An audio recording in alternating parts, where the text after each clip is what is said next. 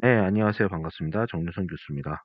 영상을 녹화할 컴퓨터가 좀 문제가 생기는 바람에 강의 업로드기가 좀 늦었습니다. 미안합니다.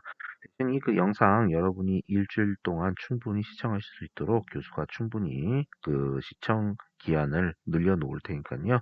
그 기한, 시청 기한 날짜 잘 보시고 그 안에 충분히 시청하셔서 공부하시기 바랍니다. 아시겠죠? 자, 그러면은 강의 시작하도록 하겠습니다. 상당히 내용이 좀 늦었네요. 자, 봅시다. 일단은 요번 단어는 광합성이라고 하는 내용에 대해서 한번 공부해 보도록 하겠습니다.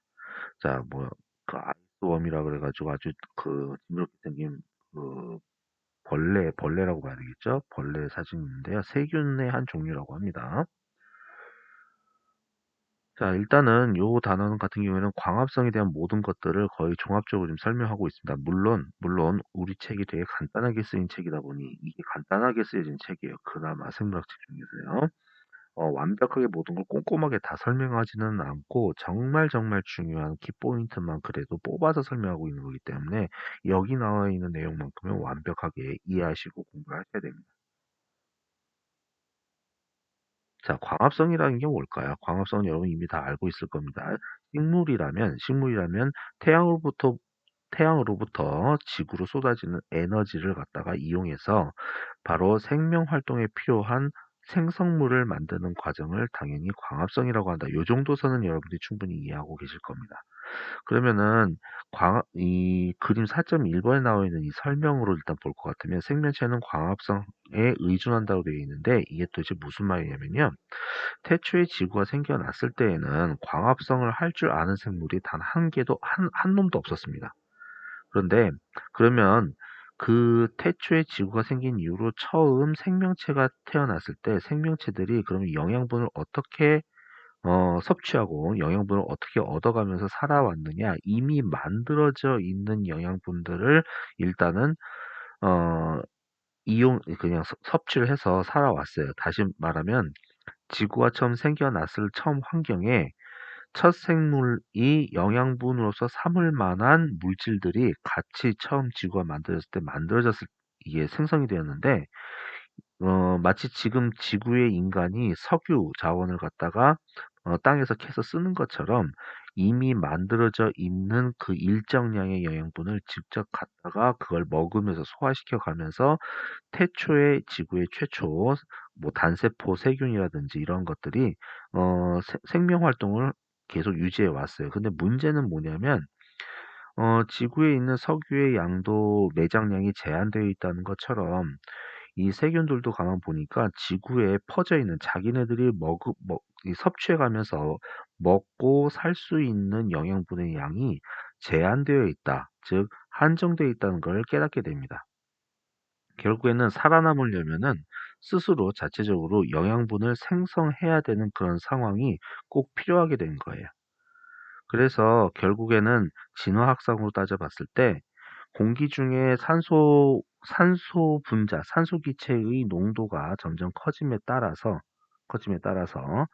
광합성을 할 수 있는 새로운 종류의 그 생물들이 이제 단세포 생물들이겠죠. 그런 생물들이 탄생하게 되면서 그 단세포 생물들이 더 진화해서 식물화되면서 공기 중에 있는 이산화탄소 분자와 그다음 공기 중에 있는 수증기 분자 또는 땅속이나 물속에 있는 수분 분자를 같이 이용해서 에너지원으로 영양소로 사용할 수 있는 대표 탄수화물인 포도당을 생성하는 그런 과정으로서 광합성이라는 것을 만들게 됩니다. 이 광합성 시스템은 그렇게 해서 진화성으로 생명 활동에 필요한 영양소를 만들기 위해서 어, 진화를 거쳐가지고 탄생된 아주 획기적인 하나의 시스템이에요.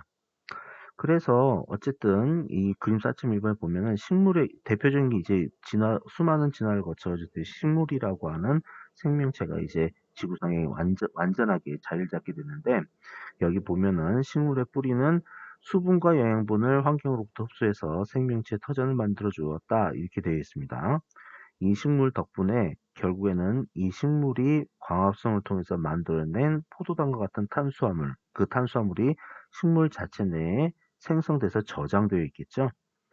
이러한 풀들을 뜯어먹고 사는 초식동물, 초식동물들이 이제 영양분을 흡수하게 되고 그런 초식동물들을 육식동물들이 잡아먹게 되고 그러한 육식동물들을 잡아먹는 또 상위계층의 먹이사슬 피라미드 위쪽에 있는 생명체들이 그 영양분을 흡수함으로써 계속 지구 전체의 생명체들이 어떻게 계속 생명을 이어나갈 수 있다. 그래서 지구상에 있는 모든 생명체는 광합성이 없으면 망한다. 이렇게 지금 설명이 나와 있습니다. 예, 이 정도로 이해하시면 좋을 것 같고요. 자, 그럼 책에 나와 있는 내용을 가지고 밑줄 치면서 한번 설명 한번 구체적으로 한번 해보도록 하겠습니다. 책을 봅니다, 여러분.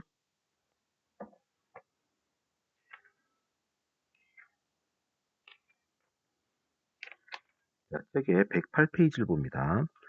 108페이지 왼쪽 단에 보면, 자, 햇빛은 대부분의 생물이 직접 사용할 수 있는 유형의 에너지가 아니기 때문에 다른 형태로 전환되어야 된다. 이때 광합성, 여기서부터 밑줄 칩니다. 광합성은 식물, 조류, 그리고 미생물들이 생화학물질을 만드는 데 태양에너지를 이용하는 과정이라고 정의를 내립니다. 그렇게 이해하시면 되는데 그 다음 줄까지 밑줄 쳐야 됩니다.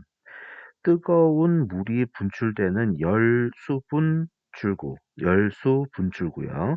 열수 분출구에서 군집되어서 모여서 살고 있는 그러한 세균을 제외한 모든 이 지구의 생명체는 에너지를 궁극적으로 광합성에 의존해서 저기 에너지를 활용한다. 이렇게 설명이 되어 있습니다. 자, 그리고 그 밑에 보면은 쭉 밑에 문단을 읽어보다 보면은 진한 글씨로 핵겨울이라고, 진한 글씨는 아니죠. 따옴표로 핵겨울이라고 하는 저기 단어가 나오게 되는데요. 만약에 지구상에 어, 버섯구름이 피어오르는 핵무기가 폭발했다. 근데 핵무기가 한 개만 폭발한 게 아니라 지구 곳곳에서 수십 개의 핵폭탄이 폭발해가지고 버섯구름이 지구를 다 덮어서 태양으로부터 오는 빛을 모두 다 차단해버렸다. 또는 지구의 각종 화산들이 격렬하게 분출되면서 화산으로부터 나오는 먼지 구름 같은 게 지구의 표면, 대기를 완전히 다 감쌌을 경우에 태양으로부터 오는 햇빛이 차단되게 되겠죠. 이렇게 차단되게 되면 어떤 일이 벌어지느냐. 더도 말고 한 1년도 안 될 거면 한 1년이나 2년? 넉넉하게 봐도 이 정도만 되면 광합성이라는 거를 할 수 있는 식물들이 모두 다 사망해 버리기 때문에 광합성이 불가능해 버리기 때문에 그러한 풀을 뜯어먹고 살아야 될 초식동물부터 굶어 죽게 되고 그런 초식동물들이 굶어 죽게 되면은 상급 그 육식동물들도 모두 다 굶어 죽게 되는 그래서 생태계가 완전 전멸해 버리는 그런 상황이 된다고 보통 예상들을 많이 하죠. 그래서 핵겨울이라는 거는 바로 그런 걸 이야기하는 겁니다. 그 핵무기가 방사능도 무섭지만 결과적으로는 핵무기로 인해서 어, 그 대기권을 태양빛을 차단하게 되는 그런 상황이 터지게 되면 이른바 핵겨울이라고 해서 태양빛이 지표면에 닿지 않아서 일어나는 그러한 암흑스러운 그러한 끔찍한 상황을 핵겨울 상황이라고 통상 이야기를 하는 겁니다. 이렇게 되면 뭐 지구 표면에 지표면에 온도도 떨어지게 돼서 동식물들이 얼어 죽기도 하겠죠. 그래서 이러한 것들을 보통 세기말 영화, 그러니까 재난 영화 같은 데 소재로 보통 많이 사용되기도 하는 소재이기도 합니다. 자, 그 정도로 이해하시면 좋을 것 같고요. 자, 그 다음에 밑에 햇빛 더하기 이산화탄소 포도당 이렇게 되어 있는 제목을 한번 보시기 바랍니다. 밑에 반응식은 여러분 외워주셔야 되는데 6개의 이산화탄소 분자가 12개의 물 분자랑 만나서 빛 에너지의 공급을 받아서 광합성이 일어나게 되면 탄소 6개, 수소 12개, 산소 6개라고 하는 포도당이라고 하는 분자가 만들어지며 6개의 산소 분자와 6개의 물 분자가 만들어진다라고 하는 게 가장 기본적인 광합성의 기본식입니다. 요거는 중고등학교 때서 보통 공부하고 올라온 것이기 때문에 요 정도 선은 기본적으로 외워주셔야 되겠고요. 그 밑에 이 반응식, 광합성의 반응식 바로 아래 문단을 통째로 밑줄치기 바랍니다. 광합성 생성물인 포도당과 그 밖의 탄수화물들은 종종 광합성 산물이라고 불리는데 이 분자들은 거의 모든 생물에 에너지를 제공하는데 식물에는 직접적으로 다른 생물에는 간접적으로 제공된다. 자, 식물은 모든 광합성 산물의 반 정도를 세포 호흡의 연료로 사용한다. 무슨 말이냐면요. 위의 반응식에 의해서 포도당 C6H12O6가 100개가 만들어졌다고 칩시다. 그러면 식물도 광합성을 하긴 하지만 자기 자신도 호흡이라는 걸 해야 돼요. 자기도 활동을 해야 되기 때문에 100개 정도 만들어진 포도당 중에서 50개 정도는 자기가 호흡하고 활동하는 데에 필요한 연료로 사용을 하고 나머지 50에 해당되는 포도당을 갖다가 이제 그 다음 줄입니다. 식물은 광합성의 산물을 아미노산이라든지 녹말이라든지 설탕, 셀룰로즈, 포도당, 고무, 키닌에 그리고 향신료가 포함된 다양한 화합물을 만드는데 사용을 한다라고 적혀져 있죠. 그러니까 호흡할 때 쓰고 남은 나머지 모든 것들은 이런 용도, 이런 것들을 만드는데 활용된다고 지금 설명이 되어 있습니다. 자, 그러면은 궁금한 거는 여러분이 잠깐 이제 궁금해할 만한 내용이 좀 있을까 봐 교수가 추가 설명, 보충 설명해 주는데요. 식물은 광합성 산물, 즉 포도당 이런 것들을 이용해서 아미노산을 만든다 이런 설명이 나와 있는데 아미노산은 단백질의 기본 단위라고 할 수 있죠. 아미노산들 여러 개가 뭉쳐져야 단백질이 만들어지는데 여러분들은 식물에서 단백질이 만들어진다는 거를 알고 계시죠? 어떻게? 콩단백질이라는 거 아마 기억하고 계실 겁니다. 식물성 단백질 대표적인 그 예시가 바로 콩단백질이죠. 콩이라고 하는 열매가 열릴 때, 곡물이 열릴 때 거기에 형성되는 콩 단백질이 결국에는 만들어지려면 기본적인 아미노산이 꼭 필요합니다. 이런 기본적인 아미노산은 바로 광합성의 산물인 포도당을 시작으로 해서 기본적인 식물성 아미노산이 합성이 되기 시작하고 그 아미노산들이 뭉쳐서 단백질이 만들어지는 거예요. 그렇게 이해하시면 되겠습니다. 그 밑에도 마저 밑줄 칩니다. 식물은 적은 규모의 재앙이 발생한 후에 나타나는 최초의 생물이므로 식물과 식물이 만드는 광합성 산물은 생명체에 상당히 중요하다. 알려진 종의 약 10%가 광합성 생물이다. 지구에 존재하는 여러 가지 생물 종들이 상당히 많을 텐데 그 중에서 무려 10%가 광합성을 할 줄 아는 생물들이라는 걸 지금 이야기하고 있는 겁니다. 그 정도로 이해하시면 좋을 것 같고요. 108페이지 오른쪽 단에 두 번째 문단부터 완전히 밑줄 치면서 여기 있는 거는 꼭 머릿속에 제대로 집어넣고 넘어가시기 바랍니다. 자, 식물에서 광합성은 엽록체라고 하는 세포 소기관에서 일어난다. 자, 엽록체는 당연히 별표해야 되겠죠. 엽록체를 영어로 플레스트라고 부릅니다. 자, 식물의 광합성은 엽록체라고 하는 세포 소기관에서 일어나는데 이 세포 소기관은 빛 에너지의 수집을 최적화하고 에너지 전달 조건을 제공하는 독특한 구조를 갖고 있다라고 되어 있습니다. 근데 광합성은 크게 두 가지 과정으로 되어 있다고 합니다. 첫 번째는 명반응, 즉 빛 반응이고요. 두 번째는 탄소 반응이라고 해서 탄소를 고정시키는 반응, 이렇게 딱 두 가지 반응으로 구별합니다. 자, 일단은 명반응이 뭔지부터 제대로 이해하셔야 되는데 여기 정의가 깔끔하게 나와 있습니다. 명반응은 광자로부터 교수님 광자가 뭐예요? 라고 물어보는 사람도 있는데 광자 옆에다 메모해 두시기 바랍니다. 광자는 빛의 입자라고 합니다. 명반응은 빛의 입자로부터 에너지를 수확하고 그 에너지를 ATP라는 물질과 NADPH라고 하는 물질 분자를 합성하는 데 사용을 하고 그 다음에 엽록소 분자로부터 기인된 전자는 에너지를 운반할 뿐만 아니라 물로부터 제거된 전자로 대체가 된다. 자, 물로부터 제거된 전자로 대체된다. 이게 이해가 여러분이 안 되시는 분들이 많을 텐데 뒷내용에 가다 보면은 물로부터 제거된 전자로 대체된다는 말이 어떤 말인지 구체적으로 이제 화학 반응식으로 나오니까 그건 뒤에 가서 이해해 보시기 바랍니다. 그 다음도 계속 밑줄 칩니다. 물로부터 나온 수소 이온은 NADP 플러스를 환원시키고 엽록체의 양성자 농도 기울기를 형성하게 된다. 물로부터 나온 기체는 부산물로 방출된다. 탄소 반응은 명반응에서 생성된 APT와 NADPH를 이용해서 이산화탄소를 탄수화물로 환원시킨다. 자, 탄수화물로 환원시킨다는 얘기는 궁극적으로 탄소 반응을 통해서 포도당을 형성한다는 얘기하고 똑같은 얘기입니다. 자, 명반응은 빛을 필요로 하지만 탄소 반응은 빛이 있든 없든 그러니까 어떤 상황에서든 무조건 바로 윗줄에 있는 ATP와 NADPH만 있다면 탄소 반응은 그대로 제대로 원칙대로 진행될 수 있다고 합니다. 전체적으로 빛의 광합성은 동력으로 그 다음에 그 과정에서 필수적인 여러 가지 효소들을 만드는 데 필요한데 이후에 이런 것들에 대해서 공부하게 된다 이렇게 소개가 되어 있네요. 그 정도로 이해하시면 되겠습니다. 자, 그러면요. 아까 진화에 대한 얘기를 교수가 간단히 말씀을 했는데요. 자, 109페이지 잠깐 넘어가서 왼쪽에 있는 내용을 한번 왼쪽 단에 있는 내용을 먼저 보도록 하겠습니다.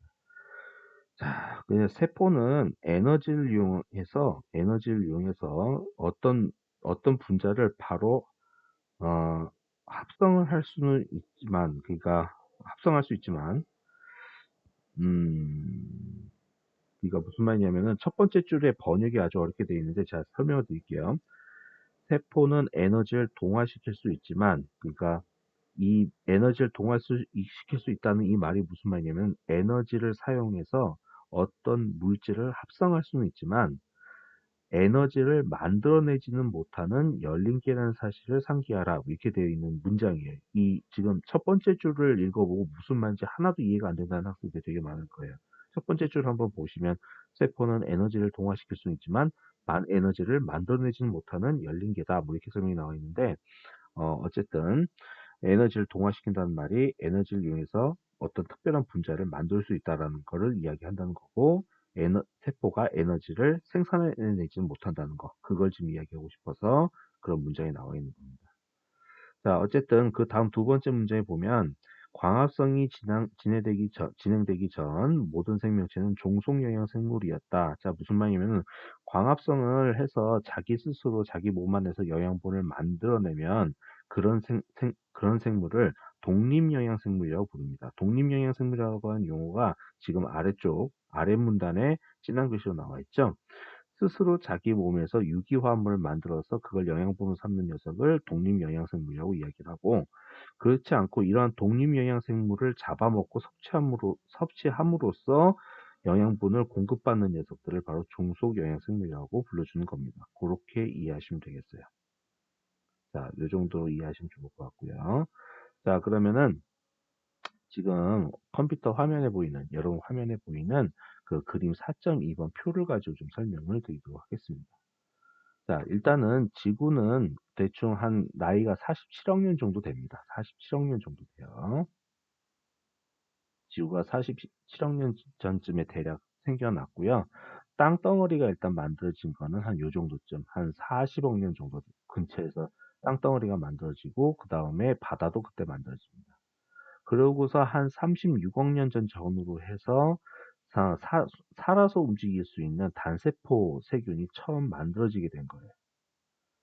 그러면 16억 년 전에서부터 어느 정도까지 대충 한 30억 년 전까지, 30억 년. 30억 년 전까지는 이 단세포 생물들이 어떻게 살아왔었냐면은 이미 지구가 만들어질 때 만들어진 기본 영양분, 지구에 널리 퍼져 있는 기본 영양분을 그대로 가져다가 사용을 하면서 어, 실제로 대대손손 영양분이라고 할게요. 글씨 잘못 미안해요. 영양분, 영양분을 실제로 섭취하면서 종속 영양 생물로서 그런 대로 연명을 해왔어요. 그러니까 계속 세대 번식을 해오면서 그 종이 이어져 내려왔어요. 근데 문제는 뭐냐면 30억 년쯤 되니까 30억 년 전쯤까지로 이제 쭉 그렇게 살아오다 보니까 지구상에 있는 기본 영양분들이 다 소모되기 시작해서 어떻게 이대로 갔다가는 굶어 죽기 딱 좋은 상황이 발생하게 됩니다. 그러다 보니 어떤 일이 벌어지냐면은 이런 세균들이 이제 진화를 거쳐가지고 결국에는 광합성이라고 할 수 있는 세균들이 등장하게 됩니다. 이 뒤로부터 어떻게 한 20억 년까지 광합성을 통해서 독립 영양 생물로서의 활동이 상당히 점점 활발해지기 시작하는데, 이렇게 활발해져서 광합성을 할 수 있는 세균이 개체수가 확 늘어나니까 25년 이후부터는 광합성의 결과물인 기체, 산소 기체 양이 급격하게 확 증가하게 되는 거예요. 이렇게 되면서 산소를 갖다가 기본적인 호흡의 재료로 사용하는 유산소 생물들이 이제 나오게 됐고, 이 산소라고 하는 녀석의 특징이 뭐냐면 산소는 이게 루이스 구조라는 걸 그려보게 되면은 산소 원자, 산소 원자는 두 개가 서로 이중결합을 하고 있거든요. 네, 이중결합을 하고 있습니다. 근데 사람 몸에 들어온 산소 기체가 되었던 생물체 내부로 들어온 산소 분자가 되었던 특징이 뭐냐면 얘네들이 여기 가운데가 이게 끊어져서 쪼개져서 자 잠깐만요. 쪼개진다는 걸 색깔 좀 달리해서 표현할게요. 잠깐만요. 이 산소 이중결합이 딱 끊어지면서 어떻게 되느냐? 여러분 이런 말 들어보신 적 있죠? 활성산소라고 들어보셨나요? 활성산소? 예.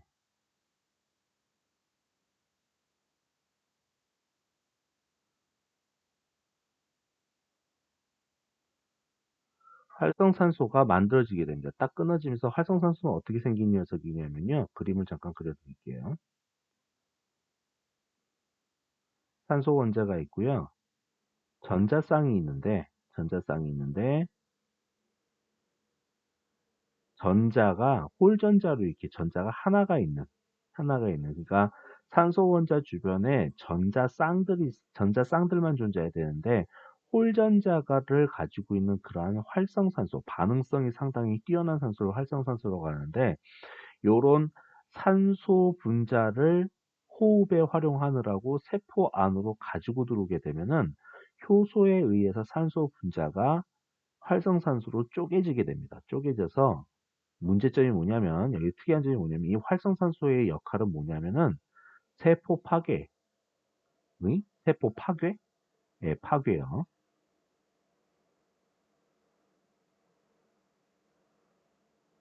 그래서 보통 단세포 생물 중에 대표적인 게 세균이죠.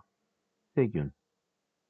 세균과 같은 단세포를 파괴해서 살균 작용을 할 수 있고 살균 작용이 가능해요. 살균.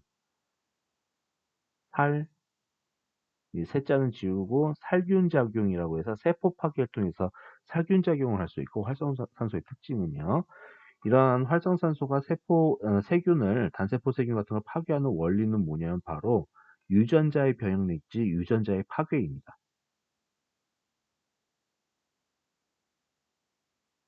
유전자를 공격하는 거죠.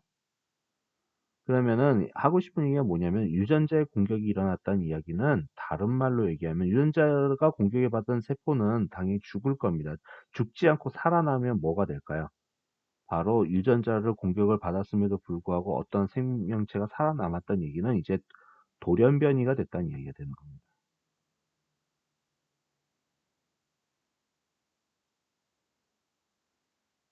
돌연변이가 일어났다는 얘기는 바로 진화가 되었다는 이야기가 됩니다. 무슨 말을 하고 싶은 거냐면요.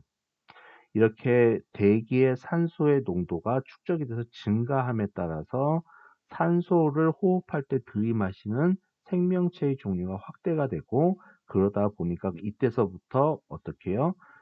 그쵸. 유전자가 점점점 많이 다양성이 생기면서 다양한 종류, 다양한 스타일의 유전자들이 돌연변이로 많이 그런 유전자를 갖는 다양한 종류의 막 바뀌고 뒤바뀌고 변형된 유전자를 가진 다양한 생명체들이 점점 늘어남에 따라서 이제 핵막을 갖고 있는 진핵세포 생물도 만들어지기 시작하고 그러다 보니까 점점 다양한 종류의 생물군으로 진화가 일어나서 오늘날까지 이제 다, 뭐, 그 생명체의 다양성, 생물의 다양성이 완성이 되게 되었다라는 게 이 그림 4.2의 스토리입니다. 여기 이 그림에서 하고 싶은 얘기는 무엇이냐면은 결국에는 그 오늘날 지구의 인간을 포함해서 생명의 다양성을 가능케 한 이 산소 기체는 결국엔 누구 덕분에 만들어지게 된 거다? 광합성을 할 수 있는 이 세균, 광합성이 가능한 세균, 광합성의 존재에서부터 존재 때문에 이 모든 것이 가능해지게 되었다는 것을 저기서 설명하고 있는 거예요. 그 정도로 이해하시면 되겠습니다. 그럼 그런 내용이 어디 나오냐면요. 109페이지 왼쪽 단의 맨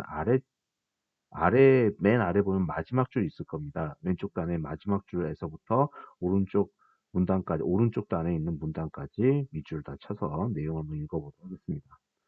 광합성 생물의 출현은 지구를 근본적으로 변화시켰다. 대기 중의 이산화탄소 농도를 감소시키고 지구의 온도를 낮춰서 극지의 만년설을 높게 만들고, 자, 이게 무슨 말이냐면 이산화탄소는 온실가스죠. 지구 대기의 이산화탄소의 농도를 감소시키면은 지구가 이제 온실 효과가 줄어들기 때문에 지구가 이제 좀 시원해지게 됩니다. 그러면은 북극과 남극의 뭐예요? 얼음, 그러니까 북극 얼음과 남극 얼음이 점점 많이 만들어지고 두꺼워지면서 플러스 해수면이 낮아지게 되죠. 그러니까 바다를 이루고 있는 물들이 증발해서 북극이나 남극에 가서 얼어붙어 버리기 때문에 바다의 수면이 낮아지게 되는 거죠. 결국은 그렇게 되다 보니까 해수면이 낮아지게 되면은 땅덩어리가 우리가 사람이 밟고 지나갈 수 있는 지표면, 그러니까 대륙이죠. 대륙의 면적이 점점 넓어져서 결국은 대기를 다른 많은 생물들에게도 필수적이 된 광합성 노폐물의 산소로 채우게 되었다. 그러니까 식물들이 자랄 수 있는 땅의 면적이 넓어지게 되면 그만큼 식물들이 많이 자라게 되고, 식물들이 많이 자라게 되면 광합성을 더 많이 하기 때문에 산소 기체의 농도가 급격하게 증가하게 된다는 거죠. 그래서 지금 오늘날에는 그 공기 중에 78%는 질소기체인데, 이거는 원시대기에서도 마찬가지였을 거예요. 질소기체였을 텐데, 산소기체는 지금 현재 한 20% 정도 됩니다. 지구가 처음 태어났을 때는 이산화탄소 기체가 대부분이었어요. CO2 기체하고 CH4 메탄가스하고 그 다음에 요거로만 거의 지구의 원시대기가 구성되어 있었는데, 이산탄소의 양이 20% 돼서 완전히 줄어가지고 오늘날 이산탄소의 대기의 농도는 0.5% 정도 됩니다. 물론 이 0.5%라는 말은 지구 온난화가 지금 시작돼서 환경을 파괴하기 전에 중세 시대쯤 됐을 때의 퍼센티지를 이야기하는 것이고요. 지금 오늘날 한 0.7%를 넘어가고 있다고 들었습니다. 0.1%씩 늘어날 때마다 지구의 기상 변화에 지대한 영향을 미치게 되는 거죠. 뭐 이렇게 보시면 되겠습니다.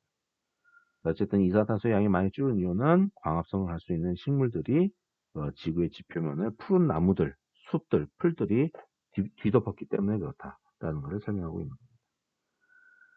자, 그래서 이런 결과 산소는 유산소 호흡보다 다양한 생물들의 진화를 일어나게 하였다라고 해서 밑에 설명이 되어 있죠. 산소의 비율은 적은 비율로부터 점차 증가하여 오늘날 20%에 이르렀다. 그 다음 줄 산소는 유산소 호흡과 보다 다양한 생성물들의 진화가 일어나게 하였다. 우리가 호흡하는 공기에 있는 모든 산소는 광합성 생물에 의하여 순환이 되어 왔다. 이렇게 설명이 되어 있습니다. 충분히 이해가 되셔야 되겠대요. 지금 초반의 내용은 이런 내용이 주가 되어 있습니다. 자, 그러면 광합성의 양이 얼만큼 대단하냐에 대한 설명을 지금 이야기하고 있는데, 자, 111페이지에 가서 광합성이라고 하는 거는 광합성을 통해서 만들어진 생성물의 양이 얼마나인지에 대한 간단한 설명이 첫 문단에 나와 있습니다. 한번 그걸 보도록 합니다. 자, 무슨 말이냐면은 그냥 읽기만 하겠습니다. 밑줄 치지 마세요. 광합성은 빛에 있는 에너지의 포획으로 시작된다. 자, 먼저 에너지 포획이란 말이 무슨 말인지 이해가 안 되는 학생들이 분명히 있을 겁니다. 자, 간단하게 설명하겠습니다. 태양으로부터는 빛이 오고 있죠. 빛 에너지가 지구로 옵니다. 그 빛 에너지를 받아서 광합성이 일어나는 거죠. 그러니까 다시 말하면 식물은 태양으로부터 오는 빛 에너지를 붙잡아서 그거를 다른 형태의 에너지 생성물로 만드는 역할을 하는 그런 광합성을 진행하는 거예요. 그래서 에너지를 포획하는 과정이 바로 광합성 과정이다라고 이 책에서 자꾸 설명을 하고 있는 겁니다. 무슨 말인지 아시겠죠? 그러면 아까 전에 빛의 입자라고 하는 광자라는 걸 교수가 설명했었습니다. 광자라고 하는 용어는 아인슈타인, 뉴턴 이런 사람들이 한 말이에요. 그래서 빛을 입자처럼 생각을 하고 이 에너지를 높은 에너지를 가지고 있는 밝은 입자를 바로 광자라고 정의를 내린 다음에 이러한 광자들이 지구에 도착했을 때 얼마만큼의 에너지가 지구로 공급이 된다. 이런 걸 계산한 사람들이 뭐 뉴턴이고 뭐 맥스웰이고 아인슈타인이고 이런 사람들이 그런 사람들이에요. 자, 그러면은 111페이지의 첫 번째 내용부터 한번 읽어볼게요. 광합성은 빛에 있는 에너지의 포획으로부터 시작이 되는데 태양은 1분마다 매분 1200만 톤 이상의 물질 대부분을 방사선의 파장 형태로 외부로 방출하는 방사 에너지로 전환시켜서 지구로 하여튼 그, 그 물질을 에너지화 시켜가지고 내뿜는다는 겁니다. 무슨 말인지 이해가 안 될까 봐 그냥 간단히 설명을 할게요. 태양이 있잖아요. 자, 태양을 이렇게 그림을 그릴게요. 우주에 떠 있는 동그랗게 생긴 태양 주변으로 분명히 태양은 밝은 빛을 내고 뜨거운 열을 내기 때문에 태양은 1분 동안 주변으로 엄청나게 뜨거운 열과 빛을 발산할 겁니다. 당연히 에너지를 발산하는 거죠. 근데 여러분은 에너지라고 하면은 그냥 무슨 형태가 없는 그 덩어리지지 않은 그런 걸로 생각하기가 딱 좋은데 태양이 방출하는 이런 에너지는 성분을 보면 헬륨 2가 플러스 입자, 수소 입자, 그 다음에 또 뭐도 있냐면 전자 등등등 그리고 여러 가지 파동, 파동이라고 하는 말은 전파 같은 걸 이야기하는 겁니다. 이러한 것들이 태양으로부터 뿜어져 나오는 모든 에너지예요. 그러니까 헬륨 입자, 수소 입자, 전자 입자 이런 것들도 다들 뭐예요? 입자이기 때문에 이거는 질량이 있죠. 파동은 질량이 없습니다. 전파 같은 건 질량이 없는데 얘네들은 알갱이화 되어 있기 때문에 질량이 모두 다 있어요. 그러니까 태양이 1분 동안에 1200만 톤에 해당되는 물질을 주변으로 뿜어낸다는 얘기는 1분 동안 뿜어낸다는 이야기는 바로 이런 것들을 이야기하는 겁니다. 그래서 방사능의 형태로 뿜어낸다고 그랬는데 헬륨 2가 플러스 같은 그게 바로 방사선 중에서 알파선이라고 하는 방사선이에요. 방사능이에요. 그 다음에 전자 같은 거는 파동 같은 거 이런 것들은 감마선이라고 이야기하는 거고요. 감마선. 그 다음에 전자 같은 거는 X선 또는 베타선. 이러한 것들이 이제 우리가 잘 알고 있는 알파, 베타, 감마, X선 같은 것들이 대표적인 방사능 또는 방사선이라고 하는 거죠. 그러니까 지금 책은 번역을 해놓다 보니까 말이 어려운데 태양은 1분 동안 1200만 톤이라고 하는 만 톤이라고 해당되는 이러한 물질들을 1분 동안 방사선의 형태로 주변으로 내뿜어내고 있다라고 이렇게 이해하시면 되겠습니다. 무슨 말인지 아시겠죠? 자, 그런데 계속 읽어볼게요. 자, 우주 공간에서 8분 동안 이렇게 방사선의 형태로 이러한 그 방사된 에너지, 그 방사능의 형태로 방출된 에너지가 8분 뒤에 지구에 도착합니다. 지구에 도착하는데 1200만 톤 중에서 10억 분의 2 정도만 지구의 대기권에 도달하게 되고 이 빛의 1%만이 식물 이파리에 닿아서 광합성하는 데 이용이 되는데 중요한 건 뭐냐면은 이렇게 도착한 빛이 1년 동안의 광합성을 통해서 탄수화물을 얼마만큼 많이 만드냐면은 1.4 곱하기 10의 5승 킬로그램이나 탄수화물을 만든다고 합니다. 그러니까 태양으로부터 오는 빛의 거의 뭐 0.0000 몇 퍼센트 정도 안 되는 빛 가지고 탄수화물을 무진장 많이 만든다는 거니까 정말 식물의 광합성을 통해서 에너지 포획이 아주 엄청나게 이루어지고 있다는 걸 우리가 알 수 있는 거죠. 자, 그래서 그 밑에 이제 가시광선은 방사선의 스펙트럼의 적은 부분이다 뭐 이렇게 되어 있는데 이제 결론부터 제대로 이야기하도록 하겠습니다. 자, 여기 좀 지우고 얘기할게요.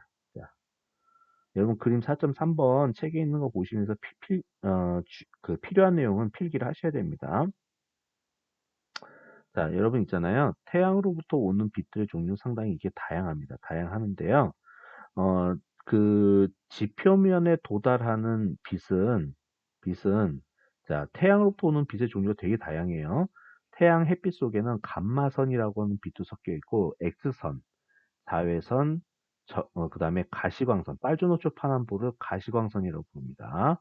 무지개 색깔 빛을 얘기하는 거예요. 그 다음에 근적외선, 원적외선, 마이크로파, 라디오파에 해당되는 상당히 많은 종류의 빛들이 이제 태양으로부터 발산이 되는데, 중요한 거는 지구가 있으면 지구는 주변에 대기권이 있죠. 이게 지구라고 할게요. 대충 지구를 교수가 대충 그지같이 그릴게요. 이게 야구공 아니야. 어쨌든 지구를 대충 그렸어요. 지구를 둘러싸는 대기권에 어, 태양빛이 이렇게 딱 닿게 되면은 태양으로 오는 빛, 빛 에너지라고 할게요. 빛 에너지가 딱 닿게 되면은 이 대기권이 여기서부터 여기까지 빛들을 다 받아요. 받는데 대기권에는 여러분이 잘 알고 계시는, 알고 계실지도 모르는 O3, 오존이라고 하는 그러한 자외선이나 뭐 나쁜 것들을 이게 그 상당히 해로운 빛들을 다 커버를 해줍니다. 다 막아준다는 얘기예요. 그래서 막아주다 보니까 무슨 말을 하고 싶은 거냐면은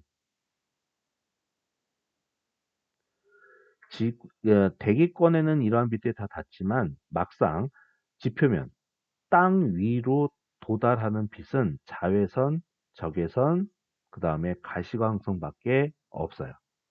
무슨 말인지 이해가 안 될까 봐 이제 설명을 드리면, 우리가 지표면에 땅을 딛고 고개를 들어서 태양을 딱 바라볼 때 물론 눈이 부시겠지만 여러분 얼굴에 쏟아지는 빛들은 이 감마선이나 X선 같이 엄청나게 무서운 몸에 안 좋은 방사선의 빛은 절대로 오질 않고 있고, 자외선, 그 다음에 가시광선, 그 다음에 근적외선에 해당되는 빛만 여러분 피부에 닿을 수 있다는 얘기예요. 이 말은 무슨 말이냐면은 땅 위에 이게 파란 이파리를 가지고 있는 이런 풀들 입장에서는 봤을 때 이 이파리에 닿는 햇빛에 해당되는 그 빛의 종류가 딱 이 세 가지라는 겁니다. 자외선, 가시광선, 그 다음에 적외선. 적외선은 여기서부터 여기까지를 포함해서 모두 묶어서 적외선이라고 부르는 건데, 근적외선이라고 또 따로 부르는 그런 빛들이 좀 있긴 있습니다. 어쨌든 이 영역에 해당되는 빛들이 어떻게 어, 그 식물의 이파리에 닿아서 광합성을 할 수 있다는 얘기를 지금 설명을 하고 있는 거예요. 자, 그러면 무슨 얘기를 하고 싶으냐? 이거 좀 지울게요. 자, 헷갈리니까. 자, 그러면은 책에는 무슨 설명이 나오냐면은, 어, 111페이지의 왼쪽 단의 맨 아랫부분을 잘 보면, 뉴턴이 보여주었듯이 햇빛은 많은 파장을 가지고 있는데 우리는 그 중에 일부만의 빛의 색으로 감지할 수 있다.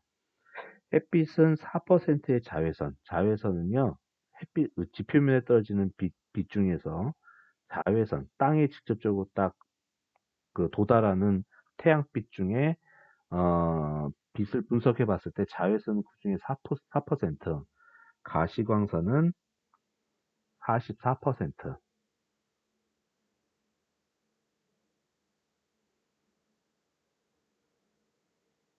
그다음에 이 적외선이라고 하는 빛은 52%로 구성되어 있다고 합니다. 하고 싶은 얘기는 뭐냐면요. 그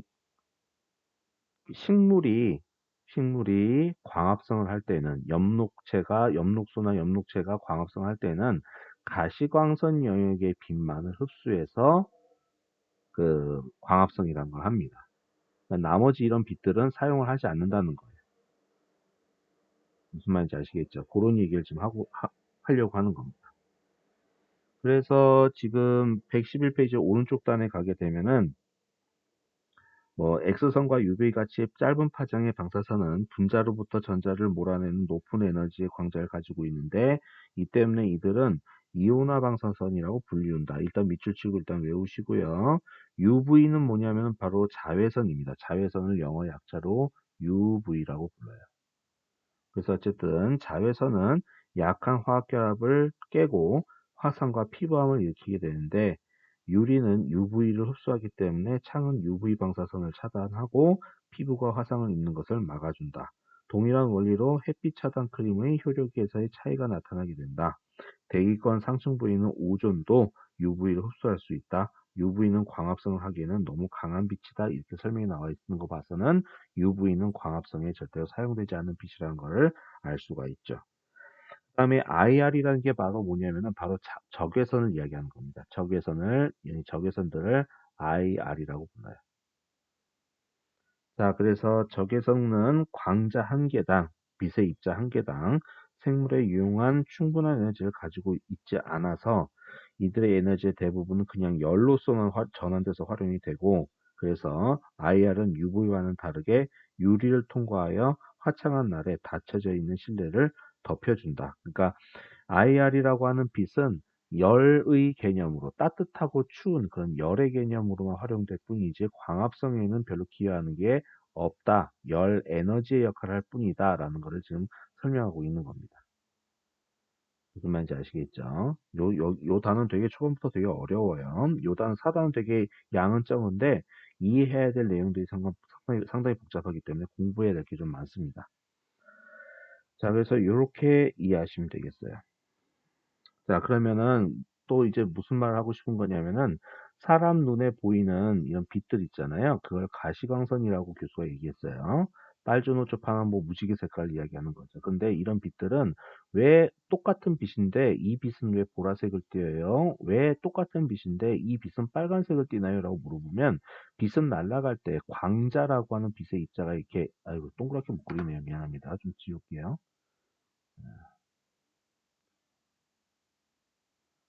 광자라고 하는 이 광자 빛의 입자, 광자라고 하는 빛의 입자가 날아갈 때에는 직선 방향으로 날아갑니다. 빛은 직선 운동을 한다고 공부를 여러분이 하신 적이 있죠. 그러니까 빛은 직선으로 날아갑니다. 날아가는데 이걸 확대해서 보면 광자는 이렇게 파동을 그리면서 날아가도록 되어 있어요. 그러니까 멀리서 보면은 직선 형태로 날아가는 건 맞아. 직선 방향으로 똑바로 날아가는 건 맞는데 똑바로 날아가는 모습을 확대해서 자세히 보면 울렁울렁울렁거리면서 날아간다는 게 특징입니다. 이게 빛의 특징이에요. 그래서 광자는 파동의 형태로 날아가는데 이 파동이 매우 짧고 잔잔하게 보이면은 이제 강한 빛, 그 다음에 이렇게 울렁울렁 넓게 이렇게 그 길게 파장이 아주 길게 울렁울렁거리는 이 줄기가 길게 퍼지듯이 날아가면은 약한 빛이라고 통상 이야기를 해요. 그러니까 굳이 표현하면은 울렁울렁울렁거리는 위에 있는 빛과 우울렁거리면서 날아가는 빛과 비교해 봤을 때 울렁울렁거리면서 날아가는 보라색의 빛이 어떻게 더 강한 에너지의 빛이라고 통상 이야기를 하는 거예요. 그래서 자외선이니 X선이니 감마선으로 올라가면 올라갈수록 울렁울렁거리는 정도가 되게 심해집니다. 네, 울렁울렁거리는 정도가 되게 심해져서 여기로 위로 올라가면 올라갈수록 빛의 에너지가 상당히 세져요. 그래서 위험한 빛이 되는 거고요. 쪼이면 죽는 빛이 되는 거예요. 사람이 쪼이면 죽고 생물들도 다 죽고요. 그 다음에 그렇지 않고 아래로 내려가면 내려갈수록 파장이 우울렁 이렇게 천천히 움직이는 파장으로서 날아가기 때문에 에너지가 상당히 낮은 빛이라고 할 수가 있어요. 이런 빛들은 열 에너지의 성질밖에 가지고 있지 않아요. 열 에너지의 성질만을 가지고 있어요. 하고 싶은 얘기는 뭐냐면은 여기 보면은 475 나노미터라고 하는 숫자 보이시죠? 여기 750 나노미터라고 하는 숫자 보이시죠? 여기 옆에 파장이란 말이 보이실 겁니다. 파장은 파 하나의 길이를 파장이라고 하는데 한 지점에서부터 시작해서 내려와서 올라가서 한 지점까지 딱 올 때까지 즉 여기서부터 여기까지의 길이를 갖다가 파장 한 개의 길이 즉 파장이라고 부릅니다. 그래서 그림도 보면 한 지점에서부터 내려와서 올라와서 본래 위치까지 딱 올 때까지 요 길이를 파장이라고 부르는 거라서 이렇게 표시를 해 놓은 거예요. 여기서도 마찬가지 한 지점을 기준으로 내려왔다 올라와서 본래 지점까지 딱 올 때까지 요 지점이요. 요 지점. 무슨 말인지 이해가 되시죠? 그래서 파장이라고 하는 거는 이런 거고 파장의 길이에 따라서 한 파의 길이에 따라서 빨간색의 빛이냐 노란색의 빛이냐 초록색의 빛이냐 청색의 빛이냐 보라색의 빛이냐가 결정이 되는 게 바로 빨주노초 파란보의 색깔 가시광선이라고 하는 색깔의 빛을 이야기하는 거예요. 이해는 되셨죠? 자, 그래서 이런 내용으로 111페이지 아래쪽에 맨 마지막 문단까지 마저 읽어보도록 하겠습니다. 중요한 내용이 나옵니다. 가시광선은 생화학 반응을 추진하는 적절한 양의 에너지를 제공해 준다. 이게 설명이 나와 있고요. 그 다음에 이거 외우셔야 됩니다. 빨간색의 빛과 파란색의 빛은 광합성에 가장 효과적이다. 가시광선은 다른 전자기파와는 달리 분자를 들뜨게 하거나 또는 분자에 에너지를 제공하기에 충분한 만큼의 에너지만을 가지고 있다. 자, 결론적으로 이야기하면 여러분한테는 이렇게 얘기하도록 하겠습니다. 자, 나무 이파리에 빨주노초 파나보에 가시광선의 햇빛이 딱 닿았다 그러면요. 우리 나무 이파리가 녹색으로 보이잖아요. 그렇죠? 녹색으로 보이는 이유는 나무 이파리가 녹색의 빛만 반사시키기 때문에 그래요. 즉 반사광이 빨주노초 파남보에 해당되는 색깔 중에서 녹색의 빛만을 반사광이에요. 반사광. 녹색의 빛만을 반사시키고 그럼 나머지 빛은 어떻게 되느냐? 나머지 빛은요. 이 나무 이파리가 다 흡수해버려요. 즉 빨간색에 해당되는 영역의 빛하고 빨간색과 노란색 대충 요 정도에 해당되는 빛하고 그 다음에 청색, 푸른색에 해당되는 빛 요런 빛들을 이 나무 이파리에 있는 엽록소라고 하는 녀석이 이 파장에 해당되는 빛을 죄다 다 흡수시켜 버리고 나머지 빛들은 이렇게 반사시켜 버리거나 또는 뚫고 지나가게 즉 투과광이라고 하거든요. 투과광 뚫고 지나가는 걸 투과한다라고 이야기하는데 투과하는 광 빛으로서 녹색을 그냥 투과시켜 버리거나 또는 녹색의 빛을 반사시켜 버리기 때문에 우리 눈에 들어오는 나무 이파리의 색깔은 녹색으로 보이는 겁니다. 그러면 도대체 나무 이파리는 왜 빨간색의 빛과 청색 계열의 빛만을 왜 흡수할까? 이유는 이 두 빛을 이용해서 광합성을 하기 때문에 그래요. 광합성 하려고 딱 정해진 파장의 빛만을 흡수해버리기 때문에 나머지 흡수되지 않는 초록색에 해당되는 빛이 반사되어서 우리 눈에 파랗게 보이는 겁니다. 자, 이제 광합성에 대한 이제 본격적인 내용이 나오는데요. 자, 여기까지 설명하는데도 일단 여러분 되게 많은 내용, 복잡한 내용이 좀 들어가 있었어요. 자, 필기 잘 하시고 책에 필기 밑줄 잘 치신 상태에서 정리 잘 해주시기 바랍니다. 자, 벌써 동영상의 길이가 47분, 벌써 이 정도 되고 있어요. 50분 가까이 되고 있는데, 일단은, 오늘 첫 번째 영상은 여기서 종료하고요. 10분간 쉬었다가 다음 두 번째 영상을 시청하시기 바랍니다. 두 번째 영상에서 뵙도록 하겠습니다.